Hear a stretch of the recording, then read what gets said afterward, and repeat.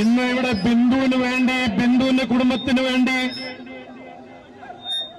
സർക്കാർ ആശുപത്രിയിൽ ആശിക്കുന്ന എല്ലാ മലയാളികളും അവരുടെ പേരിൽ ഇന്ന് ഇവിടെ ഈ സമരത്തിൽ പങ്കെടുക്കുന്ന എല്ലാവർക്കും എന്റെ വിനീതമായ നമസ്കാരം.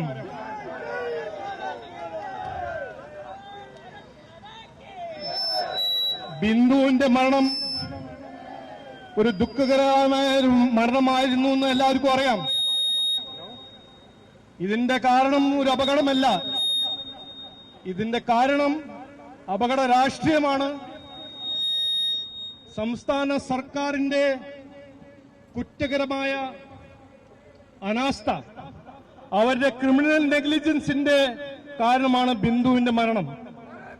ഇതിലാർക്കും ഒരു സംശയം ഉണ്ടാവാൻ പാടില്ല. 10:30 മണിക്ക് നടന്ന ആ കാര്യം 1:15 വരെ റെസ്ക്യൂ നടന്നില്ല.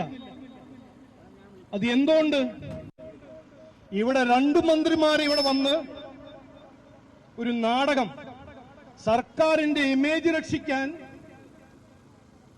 ബ്ലോക്ക് ഓപ്പറേഷൻ ആയിട്ടില്ല എന്ന് പറയുന്നു, ആർക്കും പരിക്കേറ്റില്ല എന്ന് പറയുന്നു, നുണ പറഞ്ഞ് 3 മണിക്കൂർ റെസ്ക്യൂ ഡിലേ ചെയ്തു. അതിനൊപ്പം PWD, CPMന്റെ മരുമകന്റെ ഡിപ്പാർട്ട്മെന്റ് PWD കെട്ടിയ ഒരു കെട്ടിടമാണത്. അപ്പൊ ഒരു അന്വേഷണം വേണ്ടേ? ഇത് ആര് ചെയ്ത അനാസ്ഥയാണെന്ന്, ഇത് ആരുടെ നെഗ്ലിജൻസ് ആണെന്ന് നടക്കണം.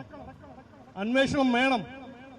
ഇന്നലെ ബഹുമാനപ്പെട്ട മന്ത്രി വാസവൻ സാറ് TV ഇന്റർവ്യൂവിൽ പറയുന്നു, ഞങ്ങൾ ഇത് ഈ വേട്ടയാടാൻ സമ്മതിക്കില്ല എന്ന്. അദ്ദേഹത്തോട് ഞാൻ പറയാൻ ആഗ്രഹിക്കുന്നത്, ഇത് ഇന്ത്യ രാജ്യത്തിന്റെ ഒരു കേരള നാടാണ്. ഇവിടെ ജനാധിപത്യ സംവിധാനം നടക്കുന്ന നാടാണ്. ഇവിടെ ജനങ്ങൾക്ക് അവകാശമുണ്ട് ചോദിക്കാനും, മന്ത്രിയുടെ ഉത്തരവാദിത്വത്തിനെ കുറിച്ച് ചോദിക്കാൻ അവകാശമുണ്ട്. ഞങ്ങളെ പേടിപ്പിക്കേണ്ട ആവശ്യമൊന്നുമില്ല. DYFI ഇറങ്ങും. BJP DYFI കണ്ടുപേടിക്കുന്ന പാർട്ടിയല്ല. ലോകത്തിന്റെ ഏറ്റവും വലിയ പാർട്ടിയാണ്, രാജ്യത്തിലെ ഏറ്റവും വലിയ പാർട്ടിയാണ്. DYFI ഇറങ്ങിയാലും അതിന്റെ മാനേജ് ചെയ്യാൻ തന്ത്രങ്ങൾ ഞങ്ങളറിയാം. അപ്പോ ഈ അന്വേഷണം നടക്കണം. ഇതിന് പിന്നിൽ ആരുടെ കുറ്റാണ് കണ്ടുപിടിക്കണം. വെറുതെ വിടരുത്, വിടില്ല. ഇത് NDA BJP തീരുമാനിച്ചു കഴിഞ്ഞു. ബിന്ദുവിന്റെ കുടുംബത്തിന് നീതി നൽകണം. നീതി നൽകണം വരെ ഞങ്ങൾ സമരം ചെയ്യും. 2 മന്ത്രി 3 മന്ത്രിമാർ, ആരാണ് ഈ കുറ്റം, ആരുടെ കുറ്റമാണിത് കണ്ടുപിടിച്ചിട്ട് മാത്രമേ ഈ സമരം ഞങ്ങൾ പിൻവലിക്കുള്ളൂ.